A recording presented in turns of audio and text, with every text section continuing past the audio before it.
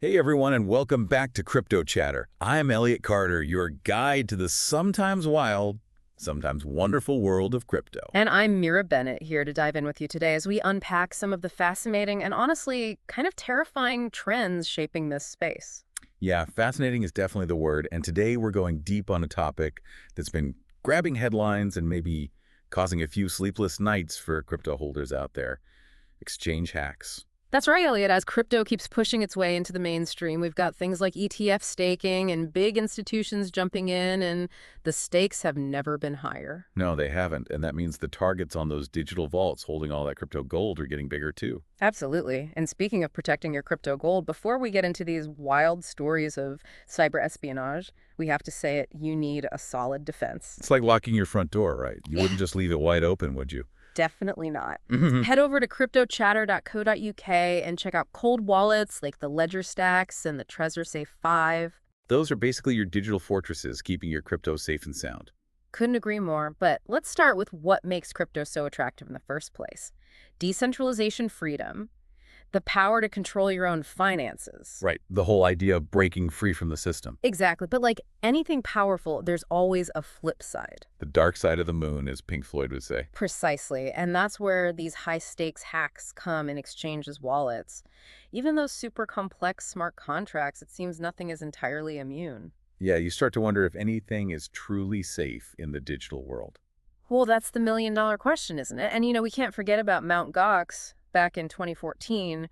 That was a huge wake-up call for the entire crypto community. Oh yeah, Mt. Gox, a name that still sends chills down the spine of any OG crypto investor. They were handling what, something like 70% of all Bitcoin transactions back then? They were the giants, and then poof, $473 million in Bitcoin just vanished. Just like that, gone without a trace. Well, not exactly. There were theories galore, everything from insider jobs to elaborate hacks, but the impact was seismic, Elliot. Yeah, it really shook the whole industry to its core. Absolutely. Bitcoin's value took a nosedive, and the whole crypto world kind of held its breath. It really exposed the need for much stricter security measures and regulations, things that are still being debated and implemented today. It's mind-blowing, isn't it? $473 million just gone. It really makes you think twice about where you're keeping your own crypto. It definitely does, and that's why we can't stress this enough, folks. Check out cryptochatter.co.uk and seriously consider getting yourself a cold wallet like the Ledger Stacks or Trezor Safe 5. You don't want to be left holding the bag when something like this happens. Exactly. And even with all the security improvements we've seen since Mt. Gox, there have been even bigger hacks in recent years. Really? Even bigger than Mt. Gox? Oh, yeah. Take Coincheck. In 2018, they lost $534 million in NEM cryptocurrency. It was the largest hack at the time. Wait, hold on. And even after such a massive disaster like Mt. Gox exchanges were still vulnerable to these kinds of attacks. That's pretty unsettling. It's a stark reminder that security is a constant evolution. In Coincheck's case, it was actually a shockingly simple vulnerability: unsecured hot wallets. Hot wallets. Think of hot wallets like your everyday wallet, convenient for quick transactions, but also much more susceptible to theft. Ah, so they're kind of like leaving your wallet sitting out in the open. Exactly. Coincheck had the majority of their NEM tokens in these hot wallets, making them an easy target for hackers. So not masterminds of coding, more like digital pickpockets who found a purse lying wide open. Ouch. This really hammers home why cold wallets are so important. They are. It's like having a safe bolted to the floor for your most valuable crypto assets. Exactly. Don't wait until it's too late. Head to cryptochatter.co.uk and explore the Ledger Stacks or the Trezor Safe 5. Take control of your crypto security today. You got it. And the Coincheck hack had another significant impact. It forced Japan to completely rethink its approach to crypto regulation. So Japan learned its lesson the hard way. But did the rest of the crypto world take note? To some extent, yes, exchanges started to realize that security couldn't just be an afterthought. It had to be built into their DNA from day one. So they finally started taking it seriously. Well, to a degree, but as we'll see, even with this increased awareness, new vulnerabilities and even more sophisticated attack methods kept popping up. So it's like a never-ending arms race. It really is, and that brings us to the Bitfinex hack in 2016. Okay, Bitfinex, now this one was different, right? They were using something called multi-signature wallets, or multi-sig for short. That sounds pretty intense, like some kind of high-tech vault. So how does that even work, and how did the hackers manage to break in?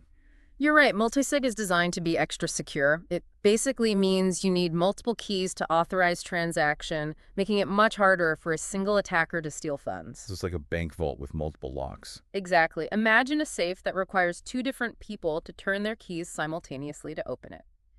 Bitfinex was using this technology, but even multisig isn't foolproof. So even with this extra layer of security, they still got hacked. That's a little unnerving, to say the least. Tell me more. Unfortunately, yes, the hackers found a way to exploit a weakness in Bitfinex's specific multi-sig setup, walking away with $72 million. The culprits behind this one are still shrouded in mystery, but some theories point to state-sponsored attackers given the complexity of the hack. State-sponsored hackers. Yeah. Whoa, now we're getting into some serious spy thriller territory, and I bet this had a big impact on Bitcoin's price too, right? You bet it did. Anytime a major exchange gets hit, it rattles the entire crypto market. Bitcoin's value did take a dip after the Bitfinex hack, though it did eventually recover. So it's all connected. Every hack, every vulnerability, it sends ripples throughout the entire ecosystem. It really does. The silver lining here is that it forced yet another wave of security improvements, especially in how multi-sig protocols are implemented, the key takeaway. No system is perfect, and even the most advanced security measures need constant scrutiny and updates. Right? It's like that never-ending chess match between the hackers and the security experts, always trying to outmaneuver each other. Yeah. But, sometimes the simplest solutions are the best. That's why I keep going back to cold wallets. They're a great option. They're not connected to the internet, which means hackers can't get their grubby little digital hands on your crypto hands. Seriously, folks, head to cryptochatter.co.uk and check out the Ledger Stacks or the Trezor Safe 5. You'll sleep better knowing your crypto is locked down tight. Couldn't agree more. Now let's shift gears a bit and talk about the Binance hack of 2019. This one really highlighted the growing threat of phishing and how crucial it is to protect your API keys. Elliot, you're always talking about API keys. Can you break down what those are for our listeners and how they became such a vulnerability? Sure, think of API keys as digital messengers that allow different applications to talk to each other and authorize actions. So if you're using a trading bot or a portfolio tracking app, they'll need your API key to access your exchange account. But here's the catch. If those keys fall into the wrong hands, it's like giving someone a backdoor pass to your entire crypto stash. Okay, so it's kind of like giving someone a spare key to your house, but in this case, it's your crypto castle. And with Binance, the hackers managed to phish these keys from users right. Didn't they get away with a pretty hefty sum? Exactly. They stole about $40 million in Bitcoin. And get this, there's speculation that they even used AI-powered malware to help with the attack. AI-powered malware. Wow, I didn't even know that was a thing. This is getting way more complex than I realized. It's like we're in a sci-fi movie where the bad guys are using futuristic tech to pull off these heists. It's pretty wild, isn't it? This just reinforces why I'm such a big advocate for cold wallets. No internet connection means no risk of phishing or malware. It's the simplest and most effective way to protect your crypto. Check out cryptochatter.co.uk, folks, and see for yourself. I agree, Elliot. It's a great point, and the Binance hack really put the spotlight on API security. They did activate their insurance fund to compensate users, but the message was clear, even on a massive platform like Binance, which was considered super secure, nobody is invincible. Right, even the biggest and supposedly most secure platforms can be breached. It's a reminder that security is an ongoing battle and we always need to be vigilant. So after Binance, did the trend of hot wallet vulnerabilities continue? Unfortunately, yes. Remember the Xive hack back in 2018? They lost $60 million, and guess what? It was another hot wallet vulnerability. Wait, so even after multiple hot wallet disasters, exchanges were still making the same mistakes? It seemed so. That's like they just hadn't fully grasped the importance of keeping large amounts of crypto in cold storage. What was Japan's response to Xive? Didn't they already crack down after Coincheck? They absolutely did. The FSA didn't mess around. They tightened regulations even further, emphasizing the need for more robust security measures, especially the separation of hot and cold wallets. So they were really doubling down on security. Yes, it became pretty clear that relying solely on hot wallets, especially for larger exchanges handling significant amounts of user funds, was just way too risky. Okay, so Japan was definitely taking things seriously. But what about the rest of the world? Was the crypto community as a whole finally starting to grasp the importance of cold storage. Well, to a certain extent, yes, there was a growing awareness that security couldn't be an afterthought. But as we'll see, even with increased awareness, new vulnerabilities and attack vectors were constantly emerging. Huh. The hackers never seemed to rest. Let's fast forward to 2020 and the KuCoin hack, which really brought the world of DeFi into the spotlight, but not for a good reason. Ah, DeFi, decentralized finance. Yeah. The supposed future of finance, promising to revolutionize everything and cut out the middlemen. Yeah. So what went wrong with KuCoin and DeFi? Well, KuCoin itself was the main target, with hackers making off with a staggering $275 million after compromising private keys. But what really made this hack stand out was how the hackers used various DeFi platforms to move and obscure the stolen funds. It was like a digital money laundering scheme playing out in real time. So DeFi, which is supposed to be all about transparency and security, was actually being used to help criminals cover their tracks. That's kind of ironic, isn't it? It is, and it highlighted a potential blind spot in the DeFi space, while decentralization has its advantages. It also means there's often less oversight and regulation, which can make it appealing for illicit activity. Right, so it's a bit of a trade-off. Exactly. The KuCoin hack underlined the need for more robust KYC, know your customer, and AML anti-money laundering procedures within DeFi to prevent it from becoming a haven for money laundering and other crimes. Right, so even in this exciting new world of DeFi, basic security principles still apply. Speaking of which, remember what we said about those cold wallets. Head over to cryptochatter.co.uk and explore the ledger stacks in Trezor Safe 5. They might not be as flashy as some DeFi platforms, but they offer something those platforms often lack: rock-solid security.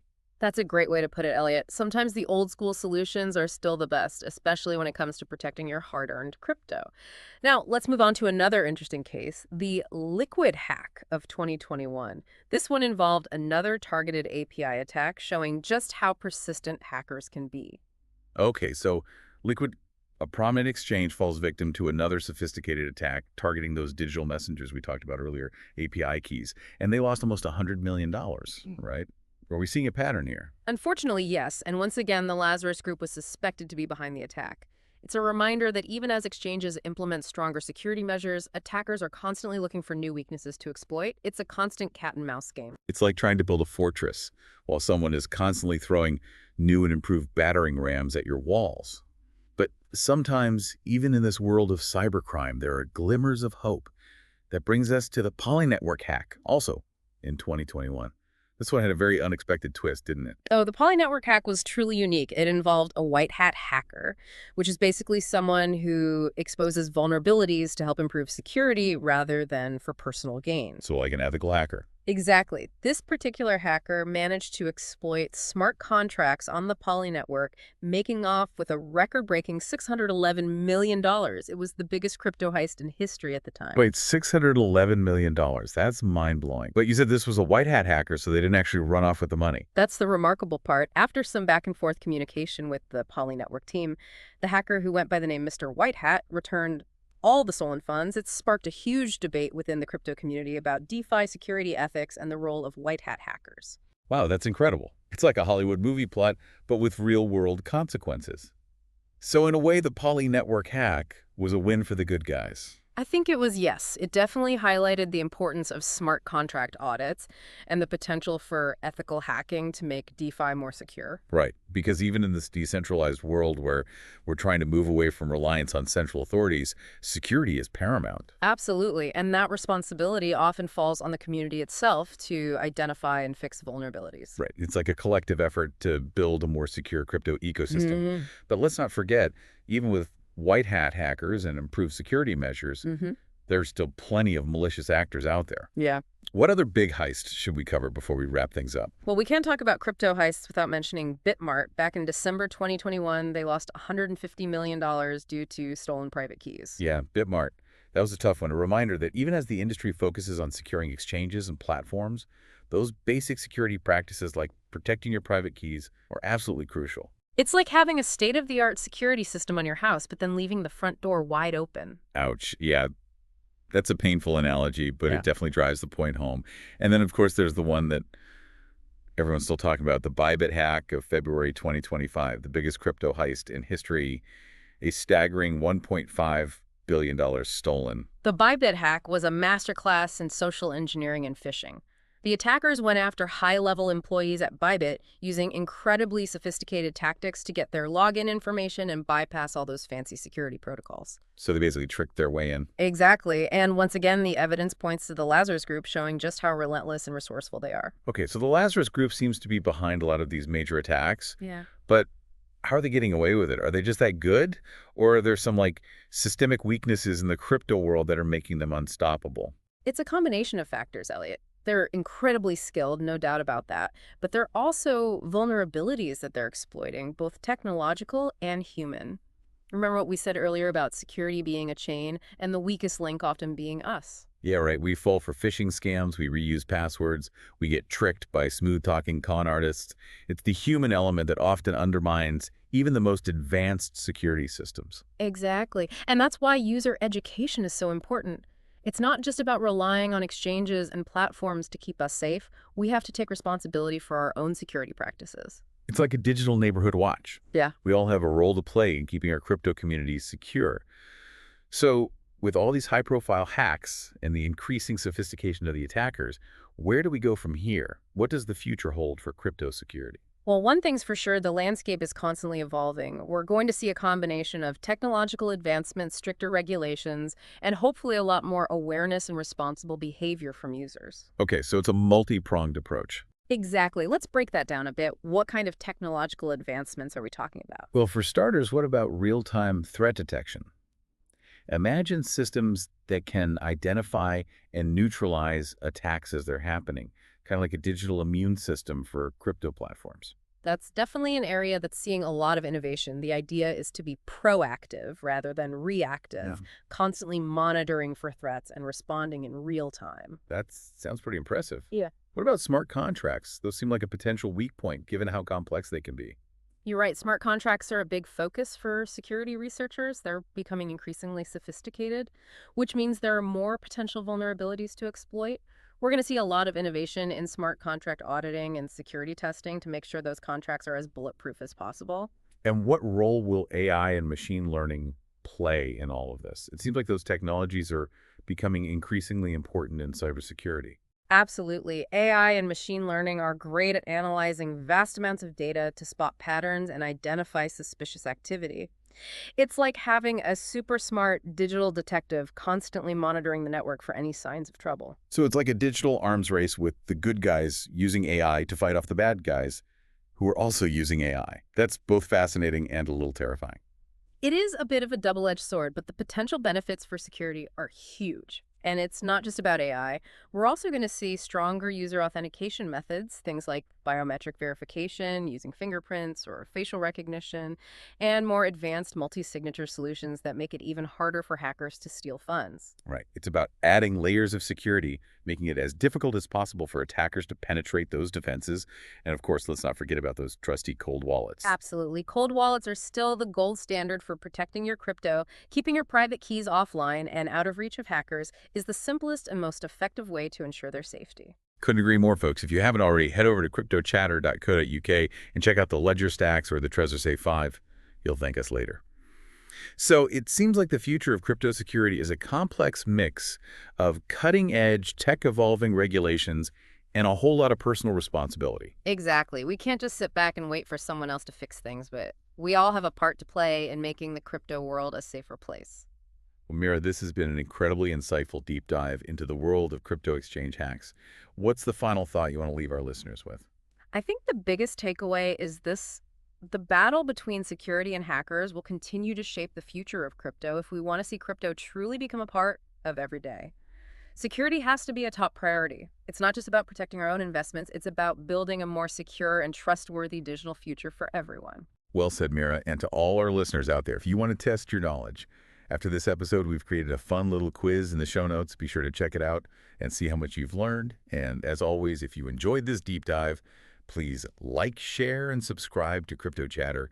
Tell your friends, tell your family, tell your dog walker. We'll be back next week with another fascinating topic from the world of crypto. Until then, stay safe, stay informed, and keep those cold wallets close. And one last reminder, folks, head over to cryptochatter.co.uk and explore the Ledger Stacks and Trezor Safe 5. Your crypto security is worth it. See you next time.